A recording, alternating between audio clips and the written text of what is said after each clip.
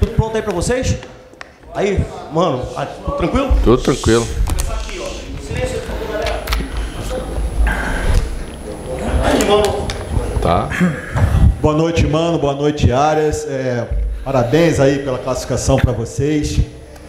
Mano, explica um pouquinho aí esse jogo, que teve momentos que o time, primeiro tempo, achei o Fluminense muito bem, mas no segundo tempo deu uma oscilada, até com as mudanças do Grêmio, mas no final deu tudo certo. Você tem um goleiro que você conhece bem, que praticamente fez 2 grandíssimas defesas, o Fluminense se classificou, e eu estou pensando um pouquinho para frente. Não quero falar em relação ao Atlético São Lourenço. Não, nós só pensamos hoje. Não, à frente, nada. Não, mas é em relação à classificação. Também. Porque parece um paradoxo. O Fluminense está nas quartas de final, o atual campeão da Libertadores está nas quartas de final da competição, mas não está legal no Campeonato Brasileiro, né? Se esse resultado de hoje vai servir como um gás para vocês, serve como alento, até mesmo para a galera se entusiasmar. Em relação ao Arias, como é que foi hoje ser tão decisivo e tão frio nas cobranças de pênalti? Bom, boa noite a todos, obrigado. Primeiro, sobre o jogo em si, né? A gente jogou contra um grande adversário.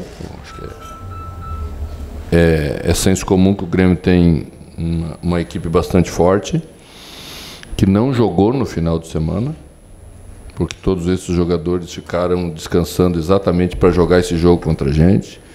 Em função do que herdamos, não podemos fazer isso em relação ao Campeonato Brasileiro. Temos que jogar com o que melhor temos sempre, porque precisamos recuperar uma condição que a equipe deixou no primeiro turno para trás. Então, era muito natural que tivéssemos um primeiro tempo mais forte, como conseguimos fazer, imprimimos um ritmo forte, fizemos um 2-0 merecidamente, ao meu ver, porque fomos bastante superiores como equipe, do primeiro ao último minuto do primeiro tempo.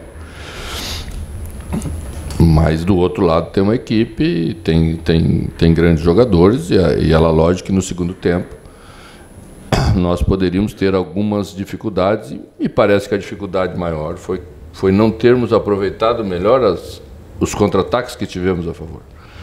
Se aquela bola do Ganso entra, cai o Maracanã, cai o Grêmio, cai todo mundo, porque é 3-0 com golaço daquele, você sabe o que isso significa num jogo na volta de um segundo tempo. Mas o capricho do futebol fez que a bola batesse do travessão. Então o Grêmio veio, a gente sentiu um pouco de desgaste, não tenha dúvida. O próprio John Arias, que tem um condicionamento privilegiadíssimo, estava cansado, o Ganso estava cansado. Você vai e volta tantas vezes. Tinha um momento do jogo que você sente um pouco, né? Mas a equipe teve maturidade, fez os últimos minutos de novo numa retomada melhor, quase fez o 3-1, né? E depois nas penalidades máximas é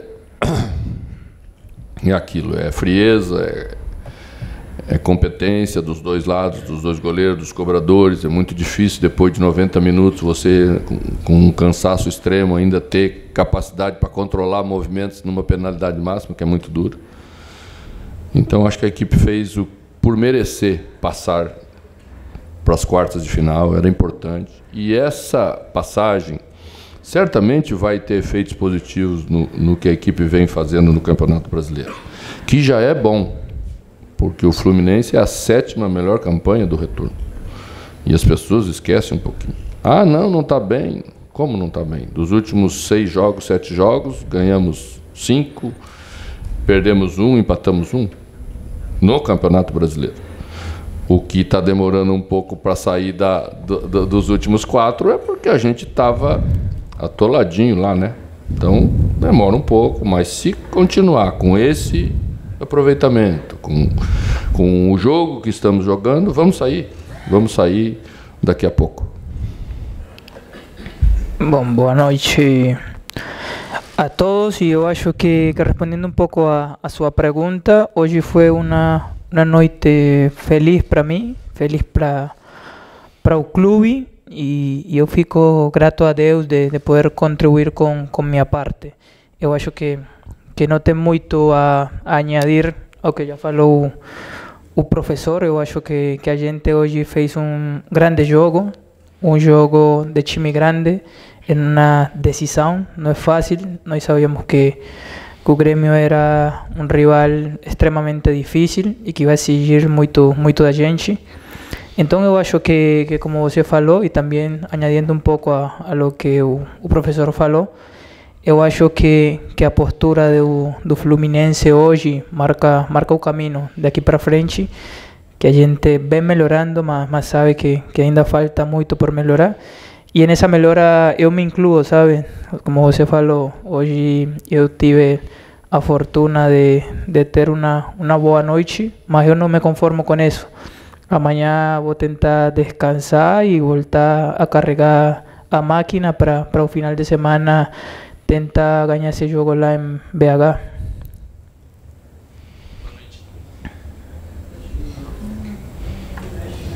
Deu ruim. Boa noite.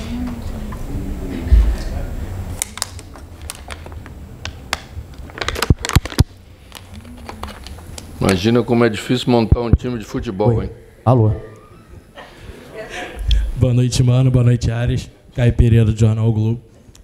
Mano, a eliminatória desse jogo foi uma situação semelhante ao da Copa do Brasil, né? Depois de uma derrota no jogo de ida, você tendo que reverter o resultado no Maracanã. E eu lembro que na coletiva de imprensa, logo depois do jogo contra o Juventude, você falou que futebol é aproveitamento, futebol você tem que produzir melhor, você tem que saber os caminhos para tomar as melhores decisões. O que você tirou de lição daquela eliminação, daquela eliminatória, para fazer o time entrar com uma postura completamente diferente do que foi naquele jogo, hoje aqui no Maracanã? E, Aras, para você, como é que é essa mentalidade de mudar o chip de um jogo de Campeonato Brasileiro para um jogo de Libertadores? Essa coisa de não ter que jogar com a corda no pescoço, por exemplo, na Libertadores por conta da zona de rebaixamento, mas ter que correr atrás do resultado depois de sair atrás de uma eliminatória no jogo de ida? Os jogos foram muito diferentes, né? A proposta do Juventude e a proposta do Grêmio são maneiras diferentes de jogar futebol. Juventude jogou com a linha mais baixa, né? A gente não fez um bom jogo aquele dia, nós estivemos bastante aquém de nós mesmos, cometemos erros, tomamos um gol cedo, que cria sempre uma dificuldade maior. Hoje fizemos um gol cedo. Então se invertem os papéis, os espaços vão ser mais generosos, porque o adversário já não está com a classificação garantida desde cedo. Ele também precisa construir algo. O Juventude sempre esteve com a classificação na mão, né? Então isso muda a postura de uma equipe e acredito que nós também já estamos melhores em relação a nós mesmos. Você vai aprendendo, a equipe modificou bastante a maneira de jogar. Eu tentei aproveitar ao máximo aquilo que acho que é bom da equipe e temos muitas coisas boas, mas a proposta de posicionamento de jogo é diferente, né? Então, você demora um pouco mais para assimilar isso, para acreditar nisso. O resultado de vitória vai dando confiança para você fazer cada vez melhor, e os jogadores estão se empenhando muito em fazer bem, né? Então, é uma evolução, mas é muito difícil comparar jogos diferentes em situações diferentes. Acho que a gente tem que fazer o que fizemos hoje contra todos, encontrar soluções. Às vezes vamos encontrar espaços maiores, às vezes vamos encontrar espaços menores. Aí vamos ter que ter um pouco mais de calma, não podemos acelerar tanto o jogo, não podemos dar contra-ataque, como demos aquele dia. Então, a equipe esteve bem mais madura hoje, e isso é a evolução natural de um trabalho que, aliado às vitórias, vai ganhando confiança. Joãozinho, posso fazer uma pergunta para um e depois para o outro, como a gente fez em Curitiba? Eu não respondi ainda. Ares... Não tem problema. Eu acho que eu vou responder a tua pergunta com uma pergunta realmente. Você falou que a gente hoje não jogava com a corda no pescoço, né? Como seria visto que o atual campeão da Libertadores, com o elenco que tem, saísse nas oitavas. Você acha que a gente não está com a corda no pescoço? Claro que a gente estava com a responsabilidade hoje de avançar aqui na nossa casa. Porque a gente foi primeiro no grupo também, né? E um grupo difícil. Então eu acho que a gente hoje tinha essa responsabilidade e a gente entrou com essa postura, como você bem falou. Então eu acho que hoje foi mais uma decisão para nós, como está sendo no Brasileiro. Eu acho que a gente, por la posición que está entendiendo cada vez más la importancia de encarar cada juego como si fuese o último, porque a gente no tiene margen de piorar. Entonces yo acho que a gente está encarando los dos torneos con esa corda no pescoço, como você falou, porque a gente aqui não está priorizando um ou outro, porque a gente claramente que quer sair dessa zona chata no Brasileiro, mas a gente também tem a ambição de querer volver a brigar pelo título da Libertadores. Ô, Arias, boa noite. Boa noite, mano. Arias, Cícero Melo, da Disney, canais Disney e ESPN. Vou fazer primeiro para você, Arias, depois eu faço, você responder para o mano. Arias, mesmo no momento que o Fluminense passava uma fase muito difícil, com muitas derrotas, último lugar no Campeonato Brasileiro, todos reconheciam que você, quando atuava muito bem. Aí você foi para a seleção da Colômbia, o Fluminense sentiu muito a sua falta. Eu sempre digo que o craque, a gente vê, não é aquele que faz 1, 2 jogos maravilhosos, depois cai de produção. É aquele que mantém sempre o mesmo padrão de jogo, a mesma regularidade. Te pergunto, da onde vem essa regularidade que a gente não vê você jogar mal nunca? Você mantém o mesmo nível em todos os jogos, mesmo no dia que o Fluminense joga mal. E é o melhor momento da sua carreira que você está vivendo agora, a seleção da Colômbia, no Fluminense, desde o ano passado, a conquista da Libertadores? Sí, yo acho que claramente es un momento importante y un momento lindo na minha carreira. E, cara, eu acho que não tem segredo, sabe? Eu sou um atleta trabalhador no máximo, então, claramente que eu acho que uma das minhas grandes virtudes é não me conformar, que você fala que eu tenho uma regularidade, mas tem noites, tem dias que eu chego em casa e chego chateado, chego puto, desculpa a palavra, porque sei que não fiz um jogo conforme a lo que eu sei que consigo fazer, sabe? Tem noites onde realmente eu me cobro muito. Então, claramente que essa ambição boa que eu tenho por evoluir ainda muito mais no meu futebol faz que eu dorma e acorde com essa ambição de querer melhorar, de querer dar mais, de querer ser melhor, de querer ser mais protagonista, de querer ajudar mais meu time e a minha seleção. Então eu acho que eu estou num momento importante e eu trabalho muito porque esse momento se estenda muito tempo, porque também sei da responsabilidade que cada vez eu carrego mais. Mano, parabéns aí pela classificação, pela vitória. Eu tenho uma curiosidade, gostaria que você, se puder falar, claro, matar essa curiosidade. Um time que precisa reverter uma situação, o adversário, que é um bom adversário, acostumado a jogar defensivamente, vem para o Maracanã precisando de um empate para se classificar, e você precisa reverter isso. Você não só reverteu, como você reverteu em 27 minutos. O que você conversou na preleção? Qual foi o teor da preleção que você fez? Acho que no hotel, não sei se aqui no Maracanã. Dá para você contar alguns detalhes do que você pediu para esse Fluminense vir tão forte nos primeiros 30 minutos, revertendo essa vantagem? E a outra, se você me permite, você teve a coragem, num jogo decisivo, improvisar o Guga na lateral esquerda. Ele não vinha tendo grandes oportunidades. E eu confesso que, dentre as grandes atuações do Ganso, do Arias, eu coloco hoje o Guga como um dos melhores jogadores em campo. Talvez tenha sido a melhor atuação dele com a camisa do Fluminense, improvisado. Boa noite.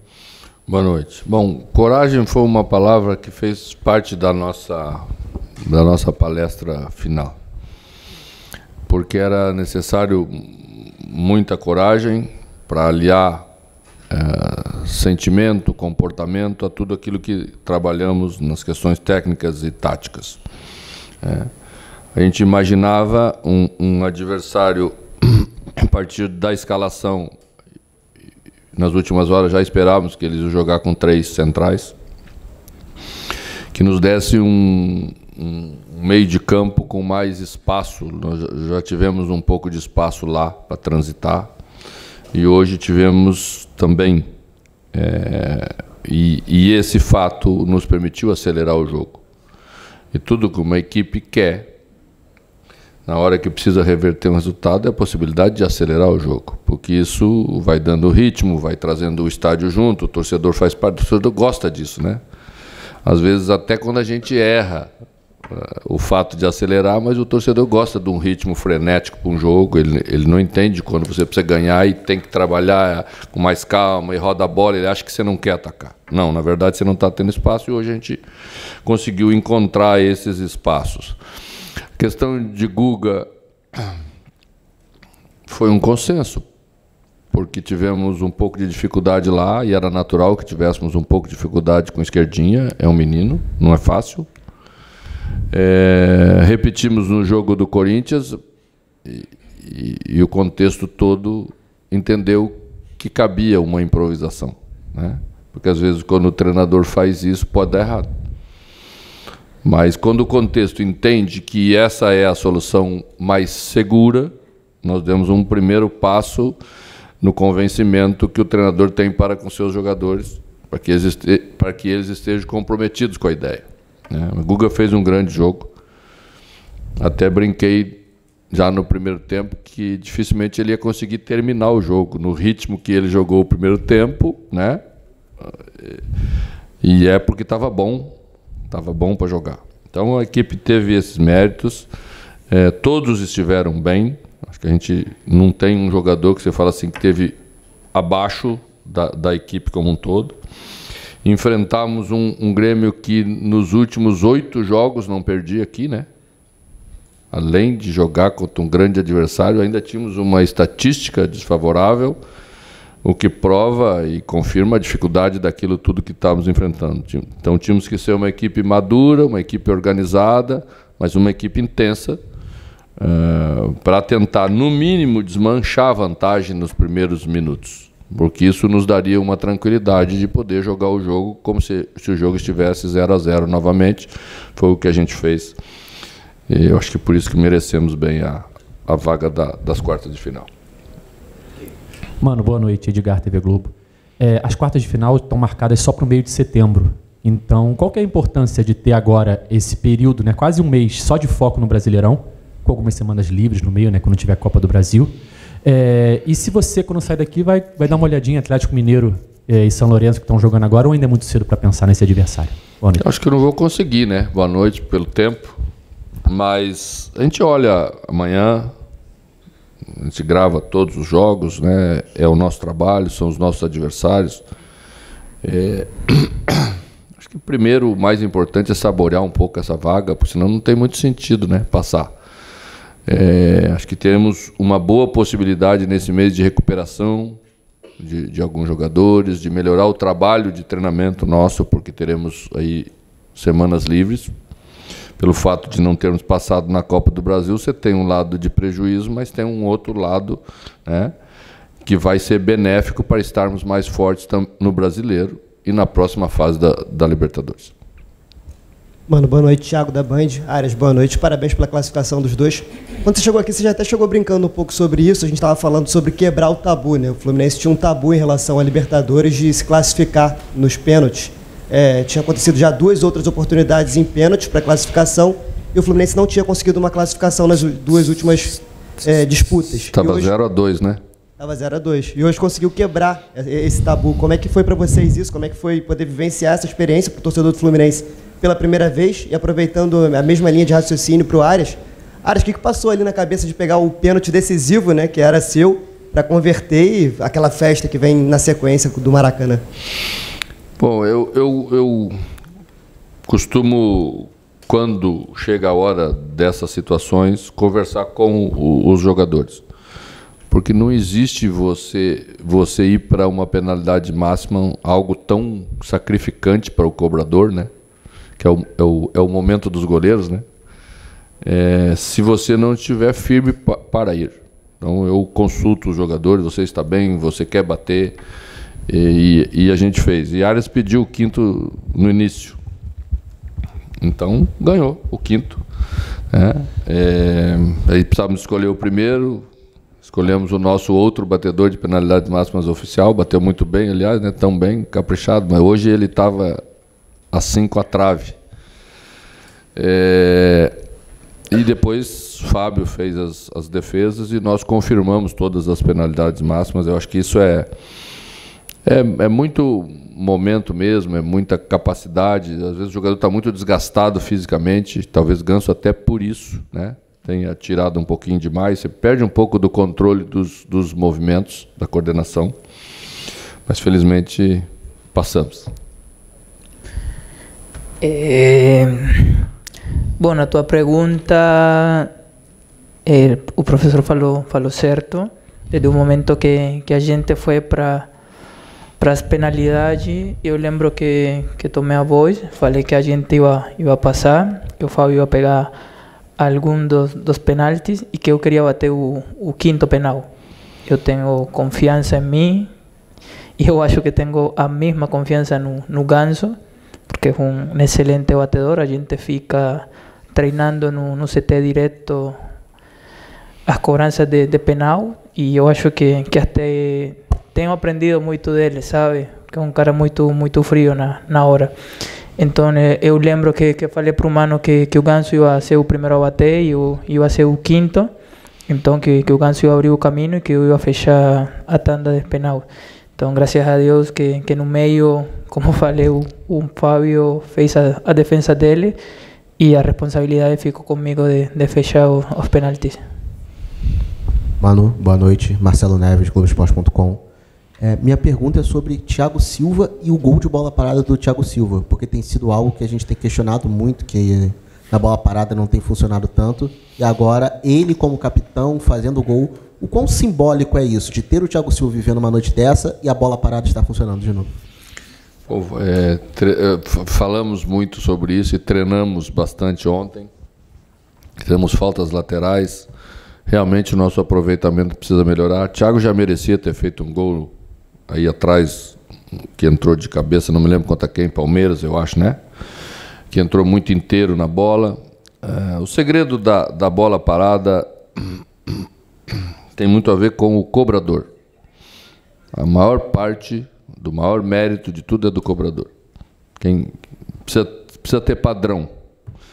Eu conto uma história para eles, e acho que até repeti para alguns essa semana, que um dia estava trabalhando na base do Internacional e o treinador da equipe principal era o professor Carlos Alberto Parreira.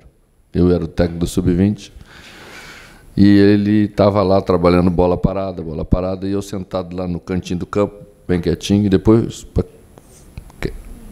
chegou, fez a gentileza de vir conversar comigo depois do treino e eu trabalhando uma bolinha parada, professor. Ele disse assim, sim, mas não vamos fazer gol. Eu achei muito engraçado. Ele assim, o meu cobrador de 10, ele erra 8. Com esse aproveitamento, você não faz gol de bola parada. Porque o jogador trabalha para chegar num lugar. Quando ele chega, você põe a bola lá no segundo palco, quando ele chega no primeiro. Aí ele vai no segundo, você põe no primeiro. Então, tem que ter padrão. A bola foi muito bem cobrada, já tínhamos feito uma antes bem cobrada, e a repetição, às vezes um pouco do pecado dessa sucessão de jogos a cada 3 dias é você não poder fazer treinamentos. Porque no segundo dia, que é o dia que você geralmente pode treinar, já é véspera do jogo. Então os jogadores ainda estão em 48 horas de recuperação. Você não vai ficar fazendo os caras saltar, porque você está recuperando eles. Então se perde muito com essa sequência de jogos. Perde qualidade de jogo que você pode oferecer para o torcedor, perde condições de poder trabalhar melhor. Quando você passa momentos de vitórias, você consegue fazer. Porque você repete a mesma equipe, repete, você vai fazendo. Quando você passa momentos difíceis, você tem outras prioridades que você tem que trabalhar. Tem questões táticas, você vai mudar a equipe, tem coisas mais urgentes. Aí você deixa essas, vai protelando. Mas eu tenho certeza que nós vamos melhorar, como fizemos hoje. E logo, logo vocês verão. Já fizemos uma jogadinha ensaiada lá em Curitiba, acho que saiu bem bonita. Arias quase fez o gol. Marquezine fez uma grande defesa lá, né? Então elas vão começar a aparecer na medida em que a equipe vai vencendo, vai ganhando confiança e a gente pode repetir a formação. Boa noite, mano. Boa noite, John. Caio Bloch da Trivela. Mano, eu queria saber de você um pouco mais sobre o jogo, sobre as substituições que você fez, algumas forçadas por situações físicas também, mas o que você pensou quando você optou principalmente pelo Lima ali na ponta esquerda, um jogador bem diferente em característica em relação ao Serna. Depois, com as mexidas que você fez ali, acho que você mexeu só fisicamente, né? Colocou o Nonato e o Esquerdinha, porque os jogadores estavam cansados daquele lado, até sofreram um gol pouco tempo antes daquele lado. Queria entender o que você pensou nessas substituições. E do John, eu queria saber, no ano passado a gente fez uma entrevista e você falou que citou o seu livro preferido, 100 Anos de Solidão, e você disse que você sonhava muito para não envelhecer, assim como no livro. Você tinha sonhos para aquele momento, era antes da final da Libertadores, e sonhos para o futuro. Eu queria saber quais são os sonhos desse futuro que é hoje em dia, se eles envolvem o Fluminense e esse momento da Libertadores. Obrigado. Bom, eu fiz 3 alterações por desgaste. Primeira de Thiago Santos. Quer ouvir? Primeira, 3 por desgaste físico. Primeira, Thiago Santos, que já entrou um pouquinho desgastado. E as outras 2, Martinelli, estava no limite, e Guga. Então, 3 por desgaste, né? 4 também, porque Serna também estava já perdendo um pouco de coordenação. E aquele momento a gente precisava de novo segurar um pouco a bola, reter a bola, não só ficar batendo. Nós tomamos aí uns 4 contra-ataques do contra-ataque. Nós recuperamos a bola, fizemos o contra-ataque, chegamos lá, tomamos o contra do contra. Essa é uma hora que o jogo não pode ficar assim. A gente estava com 2-0 a favor. Então, quando você vai lá e começa a tomar de volta, daqui a pouco acontece o que aconteceu, né? Tomamos um gol. E aí colocamos o Grêmio de volta no jogo, que era uma coisa que a gente tinha que cuidar para não fazer. O Grêmio ia ter ataque rápido. Característica dos seus jogadores de frente, todos eram rápidos. Então, mesmo com o Pavon e Soteldo na primeira parte, já era rápido. Depois saiu o Pavon, aí mudou Soteldo para a direita, aí entrou Gustavo, que é muito rápido. Depois Monsalve. Então, tinha muitos jogadores de acelerar o jogo, e a gente não podia dar esse espaço para eles acelerar, porque poderia ser fatal para a gente. Então, a entrada de Lima, que é um jogador que retém essa bola, que tem uma qualidade de construção, daria de novo um equilíbrio para a equipe. E a última foi John Kennedy, que entrou muito bem, precisamos elogiar, depois de bastante tempo, começa a recuperar uma condição, ajudou a equipe, segurou a bola na frente. Cauã também já vem numa sucessão de jogos, né, porque tem sido quase só ele, então a gente vai desgastando muito o jogador, daqui a pouco começa a não ter tanta performance como a gente sabe que ele pode ter, mas eu acho que todos deram a sua parcela de contribuição, mas a maioria delas, quase que a totalidade, foi por desgaste físico. Mudamos apenas a característica de Serna por Lima, que é um pouquinho diferente, os outros todos dentro das suas características para substituir.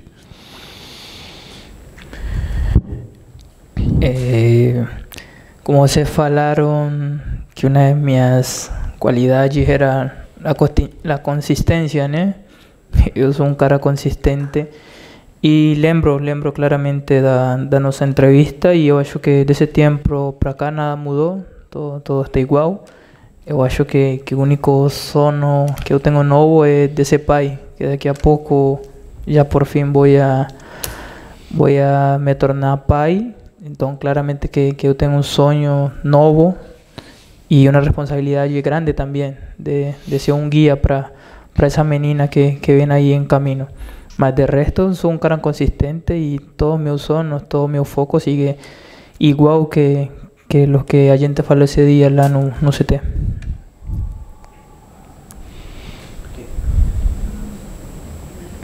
Boa noite, mano. Muito obrigado pela classificação, parabéns. Não precisa agradecer não, a gente faz por gosto. Parabéns, Arias, pela classificação também. Eu tenho 2 perguntas. Eu queria falar um pouquinho sobre o espírito de vencedor que teve hoje o Fluminense.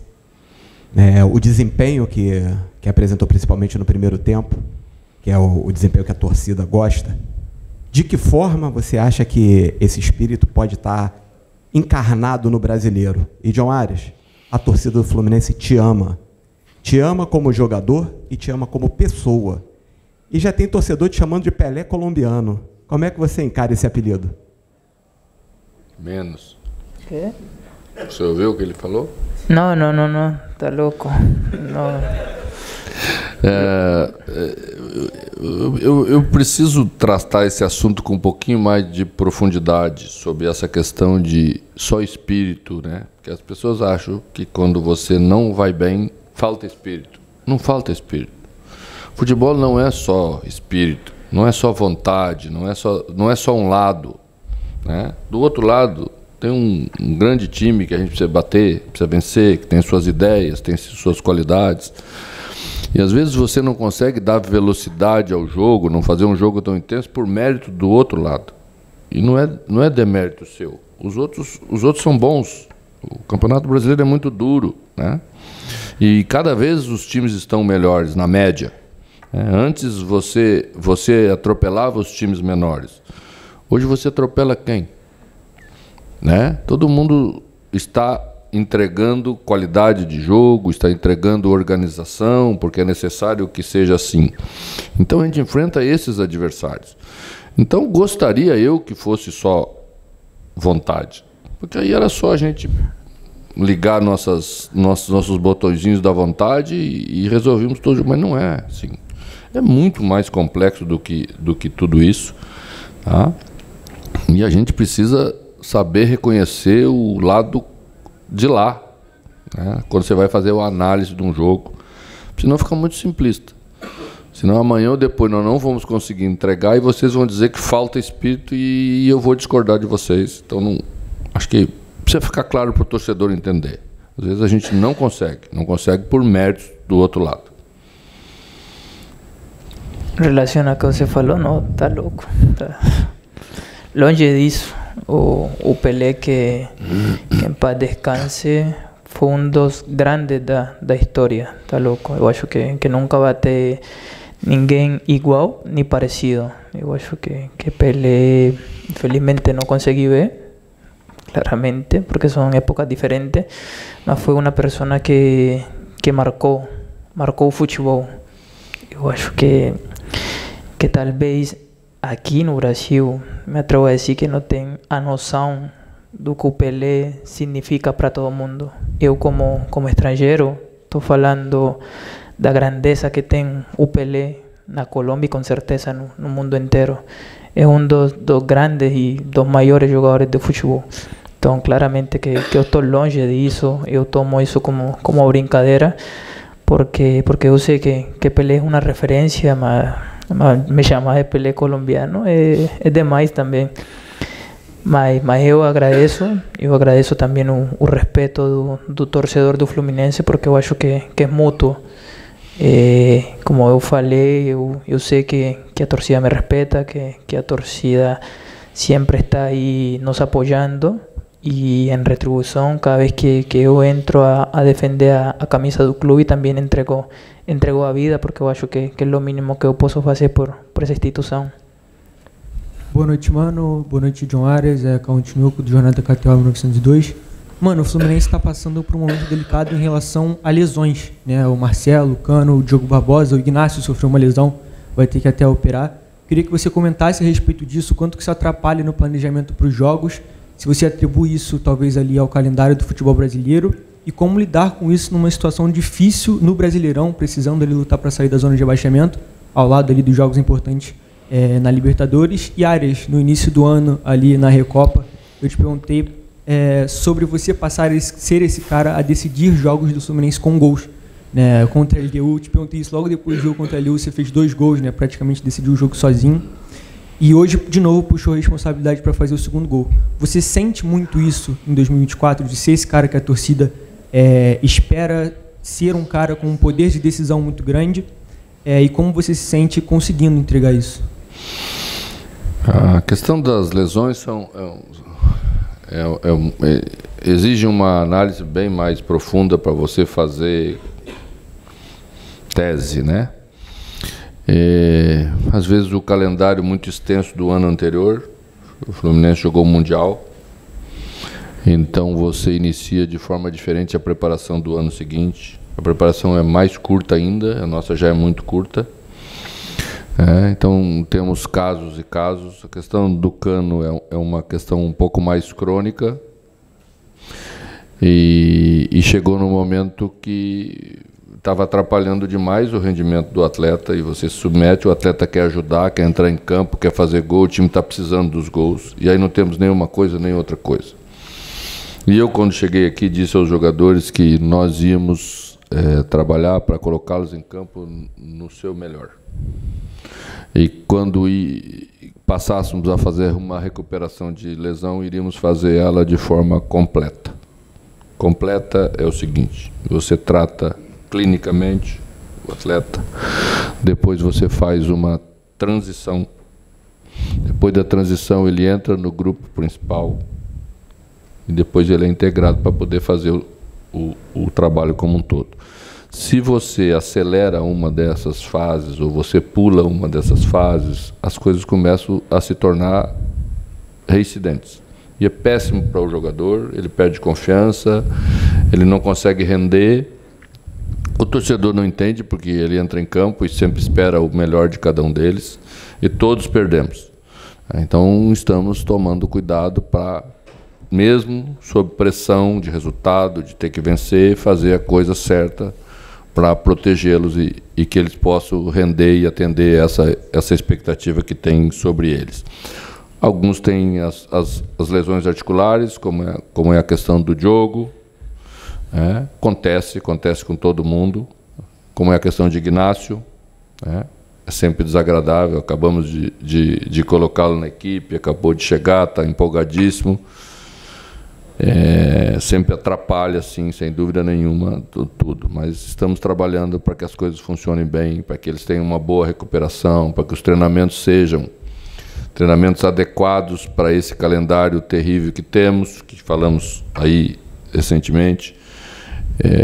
É o nosso método de trabalho. Eu acho que as coisas vão andar bem. Logo, logo teremos a maioria deles todos à disposição. Eu acho que, vou te falar com todo respeito, eu acho que o dia que eu quisesse resolver esporte sozinho, viro jogador de golfe ou de tênis, não sei, esporte que seja sozinho. Porque no futebol não tem ninguém, nenhuma parte do mundo que resolva jogo sozinho. Porque é jogo de 11 jogadores e os reservas que a vezes entram e são os que mudam o jogo. Então eu acho que nem contra a LDU resolvi sozinho, porque precisei obviamente dos meus companheiros, e nenhum jogo eu vou conseguir resolver sozinho. Então eu acho que noites como aquela, noites como hoje, que talvez minha cara é a representação do trabalho do time, me deixa contente, mas sabendo que tem esforço, como falamos um pouco mais cedo na coletiva de todos meus companheiros. Então eu preciso, para eu fazer o meu melhor, preciso que todo mundo faça o seu melhor. Para eu estar bem, preciso que todo mundo esteja bem. Então noites como hoje, claramente que me deixam contentos por minha performance individual, mas também me deixam contentos por a postura do time como um todo. Boa noite, mano. Maicon Ribas, do canal Flu Mais e Web Rádio Fluminense. Gostaria que você falasse um pouco da atuação do André, e como meus amigos aqui já fizeram muitas perguntas que eu também iria fazer, teve um lance, uma cena no final do jogo no qual ele encostou ali na trave, ficou refletindo algumas coisas, se emocionou bastante, e está acontecendo alguns comentários dependendo uma futura despedida dele do Fluminense. Gostaria de saber se você sabe algo desse tipo. E Arias, No momento do gol do Grêmio, teve o primeiro gol que foi impedido e teve o segundo gol que foi validado. Lá de cima na tribuna de imprensa eu reparei que você se revoltou bastante tacando a garrafa no chão, enfim. Eu gostaria de saber a que ponto aquele gol te revoltou, se realmente foi uma revolta pelo gol ou por um lance que você tentou fazer ali no momento. Obrigado.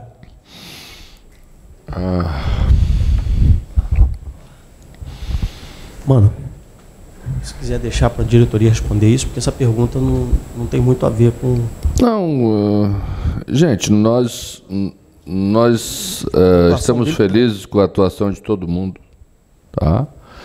A gente não individualiza tanto, porque como disse Arias agora, o futebol é coletivo.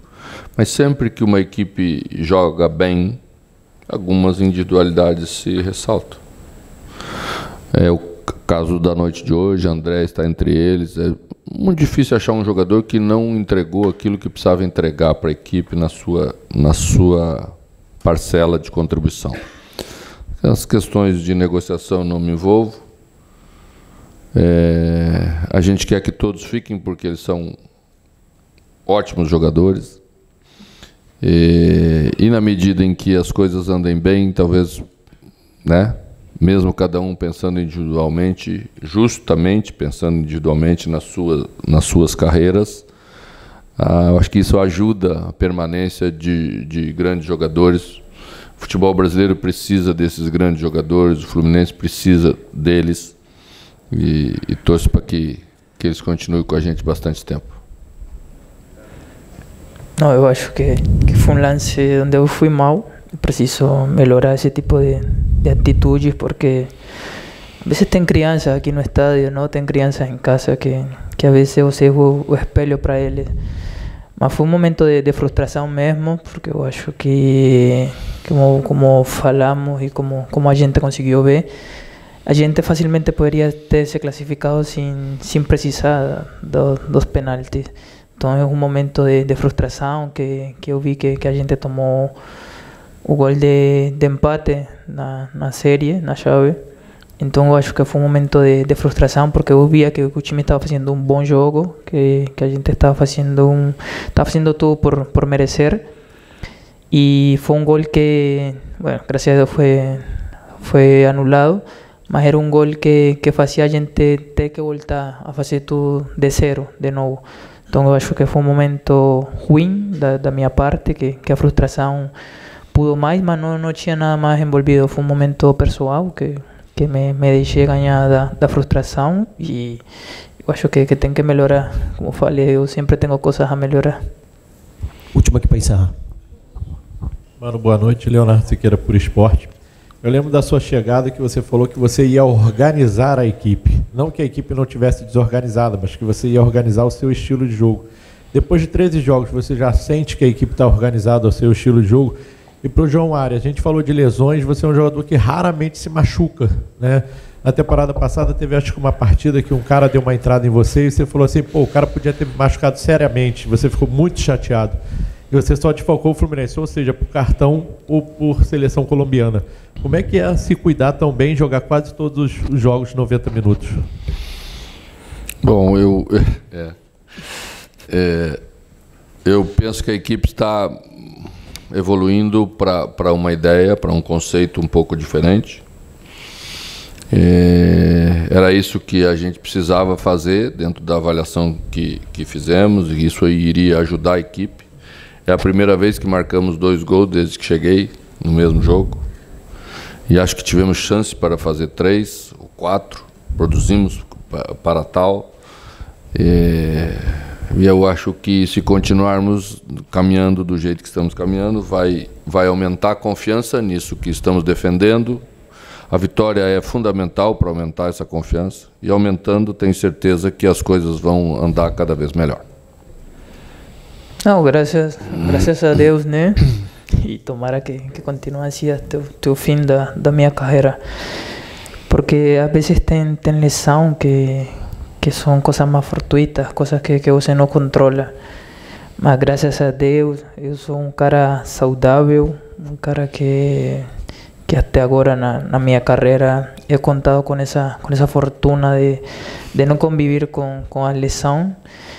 Então, tomara que eu continue assim, tomara que eu consiga continuar com toda essa saúde, porque no final eu acho que no futebol é muito importante você, cada vez que entrar em campo, sentir-se bem, sentir-se saudável, sentir-se sem dor, porque é difícil você sabe que você poderia entregar uma versão, mas que o corpo não permite você se desempenhar tão bem como você conseguiria. Então, toco madeira, como você fala na Colômbia em espanhol, e tomara que continue assim, longe das lesões. Boa noite, senhores. Com Boa noite, Deus. mano. Boa noite.